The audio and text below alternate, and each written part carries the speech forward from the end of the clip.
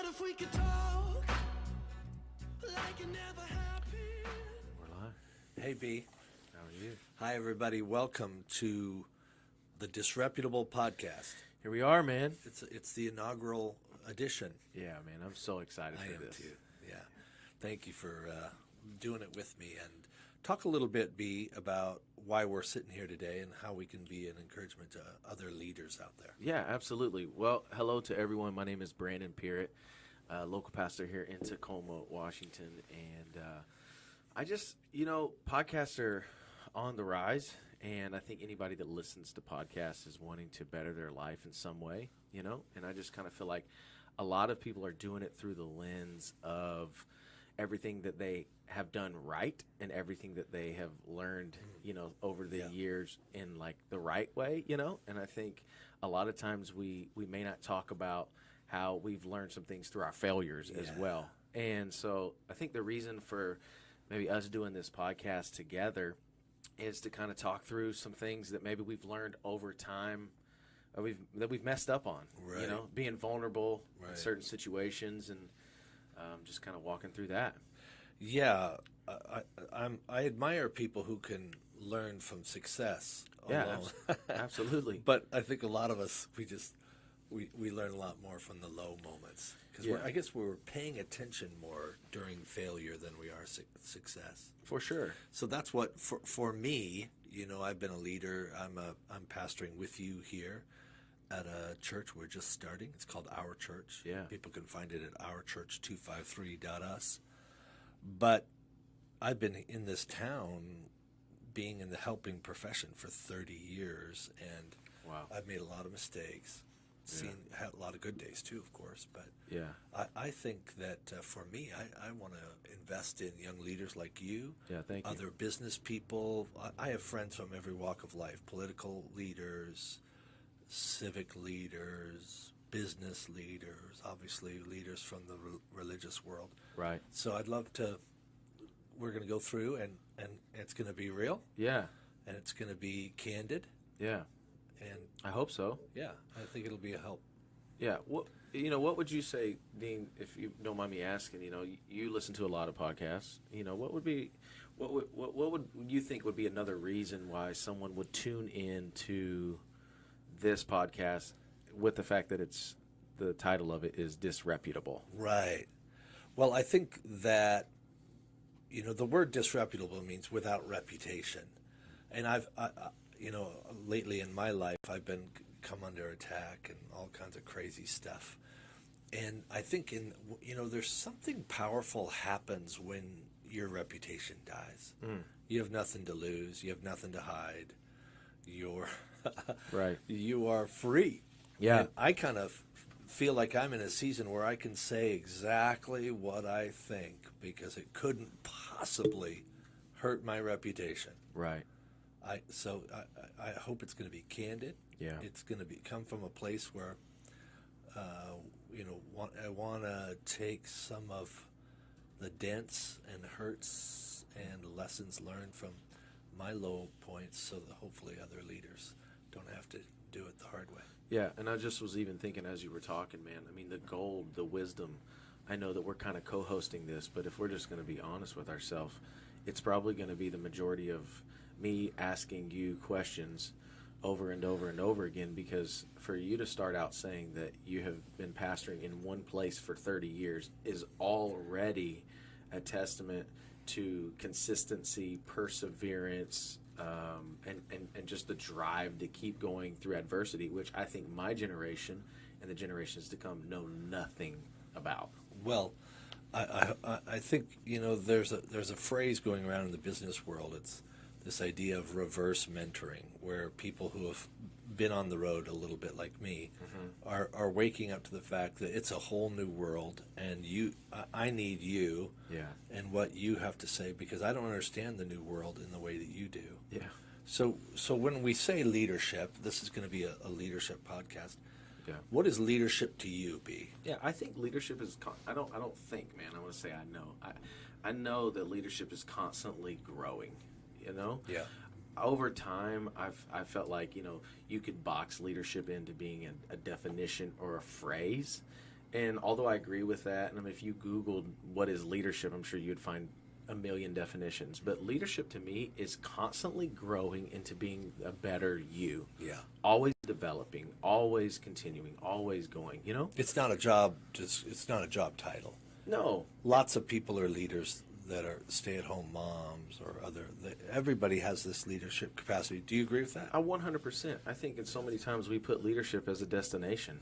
You know, once I get there, once I arrive, you know, air quotes, if you're not watching live, Right. it's like that's false. You know, Yeah. leadership is developing you, being a better you every single day. And I think there's tons of different ways that people can do that, you know? Yeah. How old were you when you figured that, you know what, I might be a leader? Yeah, it is a good question.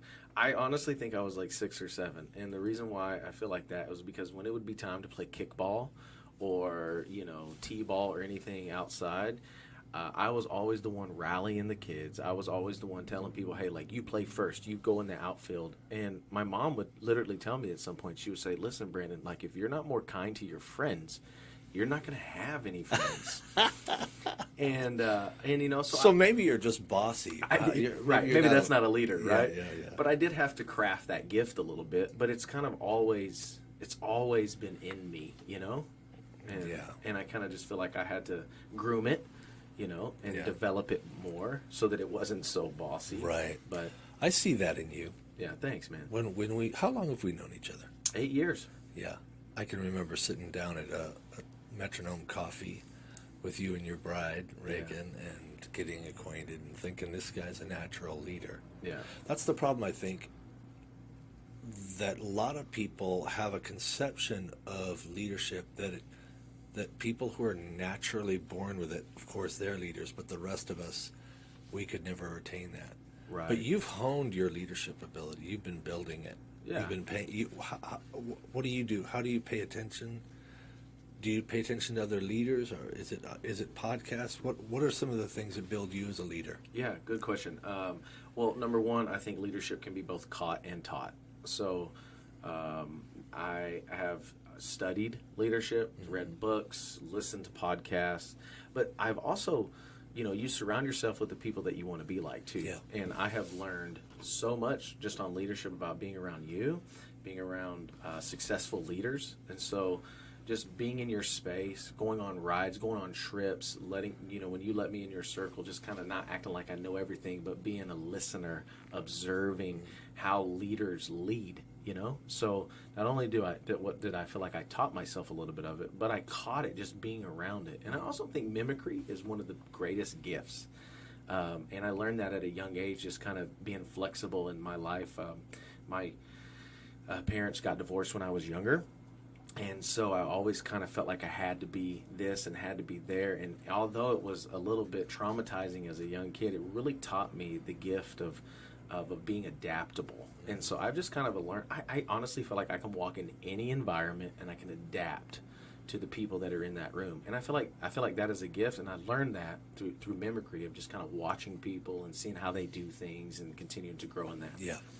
When you mention mimicry, this is something I think, talking about this Disreputable podcast, being candid. Yeah. I think a lot of people want a title Yes. to be a leader, and they're not going to consider themselves a leader till they get an office, they get a nameplate, they get some kind of something. Yeah. But to me, if you want to be a leader, find somebody who you think is a leader and start mimicking Yeah. what they do. When I was just getting started, I identified a leader here in town. He happened to be a Jesus freak. Yeah. And I bought shirts like he wore. Yeah. You know? Yeah. 100%. And I would studied how he walked. I would walk how he walked, literally, physically. Yeah. Because I didn't know where else to start. Right. And then you find yourself like evolving and growing and sharpening, and some parts you trim away, like, oh, that's not me. It didn't feel authentic. Right. But other things, when I did it, like, okay, yeah, that feels like. Yeah. So to start, if I were sitting with a young leader who's 17, 18, 19, 20 years old, Right. I would say, hey, find somebody you admire. Even if that's somebody on a national level, like a Jeff Bezos or a Bill Gates or a Elon Musk, or if you're a religious leader, Yeah. maybe that's the Dalai Lama or Pope Francis or Brian Houston. Sure. And start gleaning, mimicking, growing that way. Yeah, I know we're talking a lot on leadership, and I just feel like at some point this idea between leadership and disreputable, at some point it collides. And this is where I'd like to pick your brain a little bit, because I think a lot of successful entrepreneurs my age didn't get there without failure. And I think there's this new thing that we're teaching people, success doesn't look like failure. But success doesn't come, it doesn't feel like, unless you have fallen numerous amounts of times, Right. So at what point do you feel like leadership and the way we explain disreputable collide, they come together? Yeah. Well, I think there's a popular notion that leadership really means popularity. Right. And that's to me, once you get into real leadership, you realize there's nothing to do with popularity. The most hated man on the planet is the leader of the free world. Right. I don't care whether it's this man or that man or a woman or whatever. When you become the president of the United States, half of America hates you. Right. And a bunch of the rest of the world. So to be a leader is to say, I think this is the best way. And the minute you do that, there's going to be people who say, you're not the person to do it, and that's not the best way. So to be a leader is not a popularity contest, the exact opposite. It's an exercise in building up a thick skin. So leadership is thick skin, tender heart. I like it. A lot of people in our culture do the opposite. They do a thin skin, hard heart.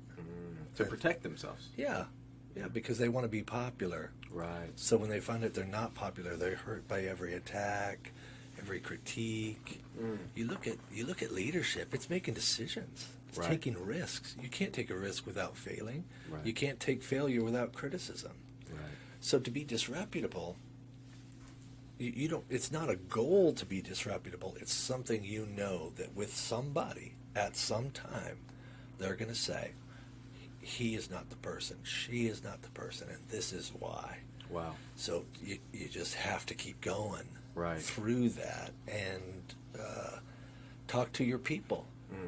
You don't talk to the people that don't believe in you. You talk to the people that do. Right.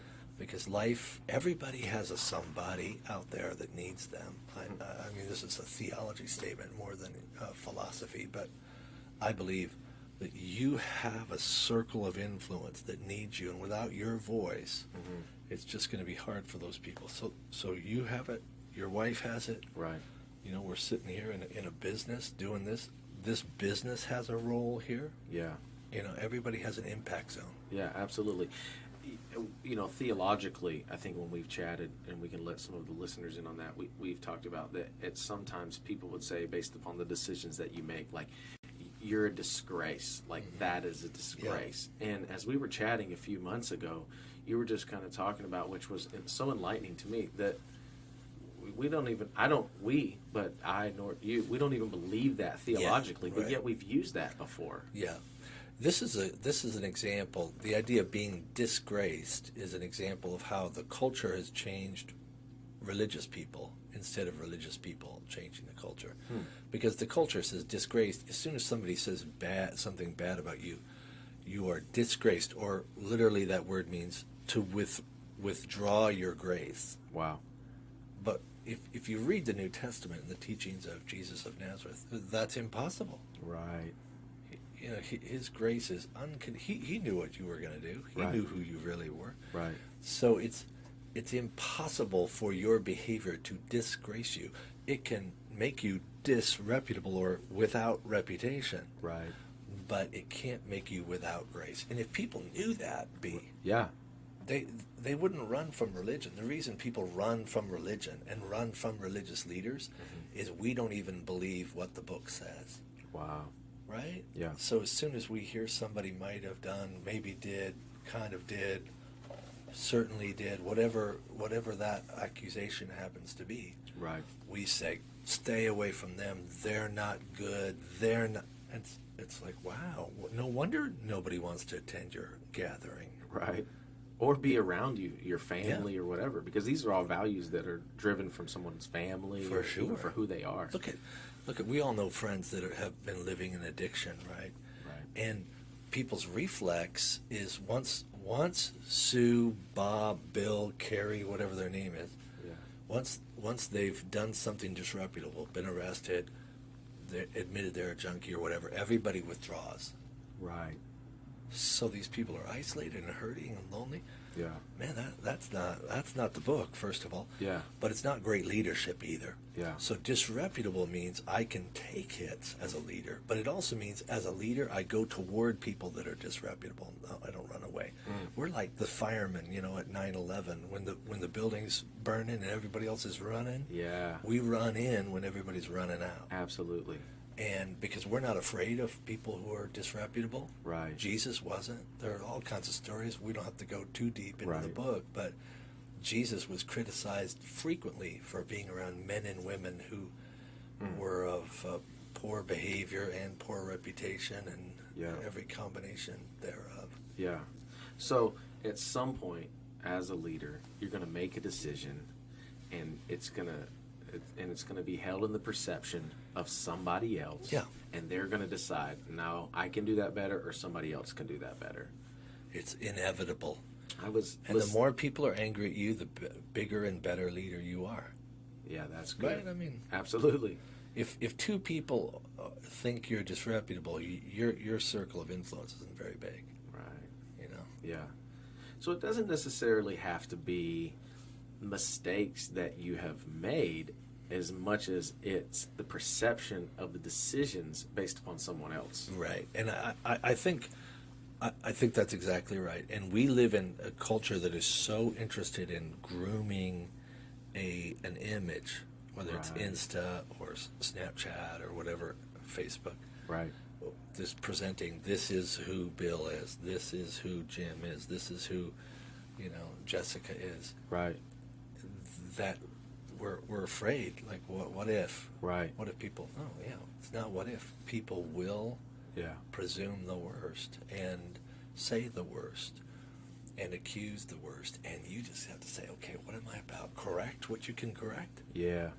Listen to because we all know sometimes our critics are our best friends in that way, because they give us feedback we need. Yeah. But go on. Yeah. Lead your family. Lead your business. Yeah. Lead whatever endeavor you're called to, and do the best you can. Yeah, that's so good. I can remember my parents sitting me down. I would say I was 18 or 19. I just graduated, and I wasn't quite sure if I was going to do college yet. And I was still kind of living foolishly, and I was just torn in between a ton of decisions, which I feel like a lot of people are. They don't know the decisions to make because they're so concerned about what people are going to think and the judgment and all the stuff that comes with it, which would, be the perception of somebody else to be disreputable. And I can remember my parents looking at me. And I did not understand it when I was 19, but I literally in the past 5 years understood what they said 10 years ago. And it was this quote: be understanding while being misunderstood until people understand. And when I Say it one more time. I love that. be understanding while being misunderstood until people understand. Gold. And I thought to myself, like, what are you talking about? Like, be understanding while being misunderstood. And the moment that you make a decision that somebody disagrees with and they have something to say about it, you're misunderstood. Yeah. And to your point, it's like, how am I still understanding in that process without letting it get to me or challenge me to, I'll make the other decision so you're happy, Because we live in a society where people are people pleasers.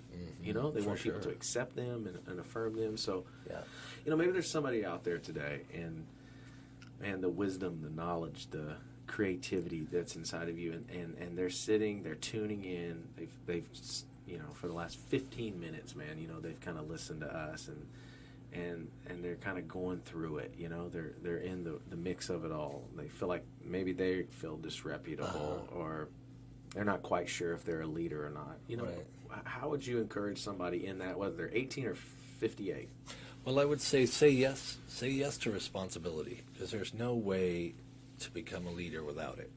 Wow. That's good. And so if you see somebody needs help with in a category, say yes. Take on more responsibility. Right. Because I think a lot of people want the outcome of being a leader without the input of responsibility. Mm-hmm. So if you're listening to me say, how do I get started? Take responsibility. Say you'll set up the chairs for an event. Say that you'll make 10 calls for a political leader.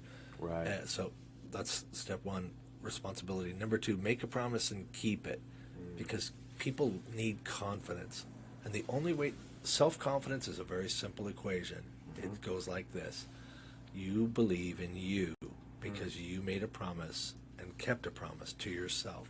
If I say to you, hey, I'll see you at 11 a.m., we're going to do the podcast, and then I don't show up, Right.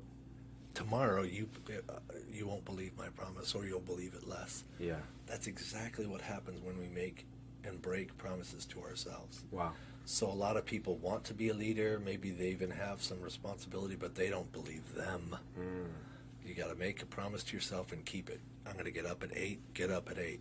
I'm not going to eat any carbs today, don't eat any carbs today. Right. You know, just pretty simple, small things, because then you believe in you. Yeah. And you're ready to make other people believe in you. Yeah. So those are 2 quick things, I would say. Yeah. Awesome. Well, man, we did it. Yeah. Episode 1. Yeah. What this was kind of a dream that we kind of put together. Maybe what can people expect over the next couple episodes of our Disreputable podcast that they might be able to, why would they tune in, next couple weeks? I think it'll be practical, B. Yeah. I think it'll be, again, candid. I want people to know that we're not going to gloss over stuff. We're going to give it to people straight. Yeah. So if you want a brief, concise, challenging, practical little leadership lesson, the 2 of us are going to talk about it. Yeah. Awesome. Yeah. Okay. Well, we'll see you next time on the Disreputable podcast. Yeah. Okay.